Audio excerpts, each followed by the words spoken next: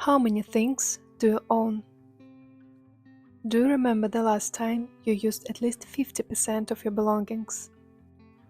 How much money have you spent on things you never use? If you don't know answers to these questions, I think it's time to talk about decluttering your home. Hello and welcome to my channel. My name is Kristina, and here I love to talk about minimalism, intentional living, and finding beauty in simple daily moments. Currently, I'm in my decluttering and low spend era, and for the past 2 months, I've been decluttering our entire home piece by piece. I was surprised by how many things we owned but never used. I even forgot about a lot of them, but they were there, just collecting dust. Decluttering isn't just about throwing things away. It can help you track where your money goes, change your spending habits, and simplify your life and space. I know it's not easy to start decluttering, especially if you're new to it or if it's been a long time since your last declutter. So, I've highlighted 10 things and places where you can start decluttering your home, both physically and digitally. Your closet is one of the easiest places to start. You will likely find a few pieces you have forgotten about, items that still have tags, or clothes that no longer fit you. Decluttering your closet may seem overwhelming, but it can also be fun if you approach it the right way. Try these methods to make it easier. Lay out all your clothes and go through them piece by piece. Or sort by categories: t-shirts, denim, outwear, etc. You can turn on your favorite music and even hold your own fashion show. The key is to keep only the items you truly love and actually wear, while letting go of the rest. Almost every purchase comes with a box. Over time, you might find that you have a closet full of empty boxes. Yes, some of them are useful for seasonal items, but others are unnecessary, especially if you no longer have the items that came in them. Take some time to go through your boxes and get rid of the ones you don't need. This small step can free up a surprising amount of space.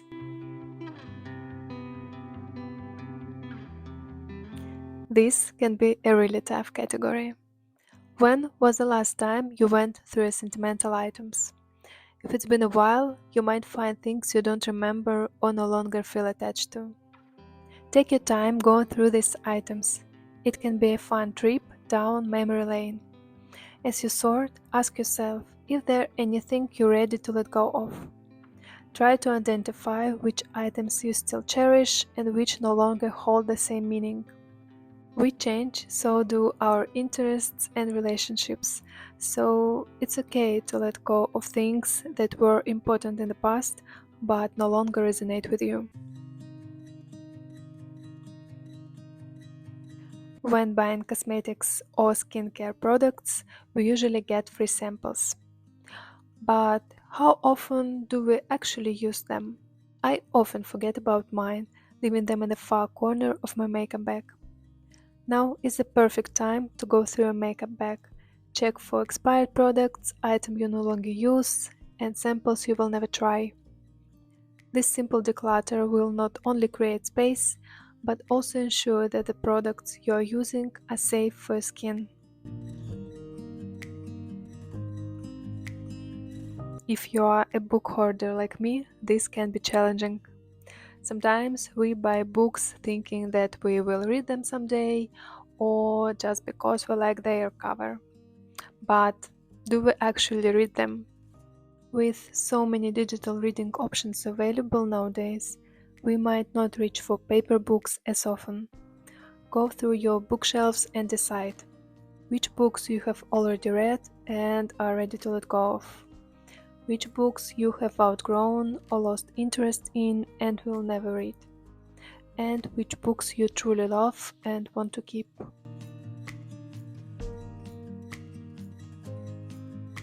I'm sure that everyone has hidden spaces in their home, like storage boxes or higher shelves in the cupboards. These spots often collect clutter because we toss things in them with the intention of sorting them later and then forget about them entirely. Go through these hidden spaces and you will likely find many items you no longer need. You can donate, sell, or discard them. Papers can easily accumulate if we don't have time to put them away properly. Sometimes we save sentimental items like plane tickets or magazines. Even if you have already organized your documents, it's worth revisiting them to check for outdated or unnecessary items. Also, you may consider digitizing some documents to save physical space and reduce clutter. Firstly, you can check your fridge and get rid of expired food and everything you are not gonna eat. This way, you can make space for everything you will actually enjoy.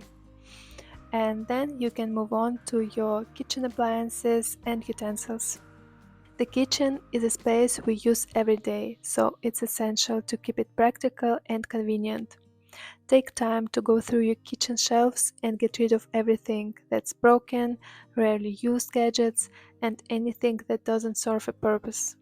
I'm sure you can find a lot of items that just take space, and when you leave what you actually use, you will enjoy your time at the kitchen more. Finally, let's talk about digital clutter. This category is easy to ignore because it doesn't take a lot of physical space. I suggest to start with your email inbox. It can collect a lot of unnecessary emails even if you haven't checked your email in just a week. Unsubscribe from marketing newsletters and other spam that fills your inbox. This will not only declutter your digital space, but also help you avoid unnecessary spending by reducing exposure to promotions. Also, if you have moved recently, unsubscribe from companies in your previous location. I think most of us can relate to have so much photo in our phone gallery, so we can't remember what are even in here. And it's getting harder to find something actually meaningful, what we want to keep or share with someone. I can say that when I was decluttering my phone gallery, it was nice to review some lovely moments, but also hard to go through a lot of screenshots and similar photos of the sea, sunsets, and cats. Going through them can be a nice trip down memory lane, but it can also be overwhelming. Start by deleting duplicates, blurry shots, and meaningless screenshots. Keep only the photos that brings you joy and hold significant memories. So these are 10 things and places where you can start your decluttering journey without feeling overwhelmed. You don't have to tackle everything in one day, you can go in your own pace. I think the most important thing here is to have the right intention and just get started. Let me know in the comments if this video was helpful and where you are in your decluttering journey. And if you like this video, please subscribe and hit the like button. It really helps me out. Take care and see you in the next one.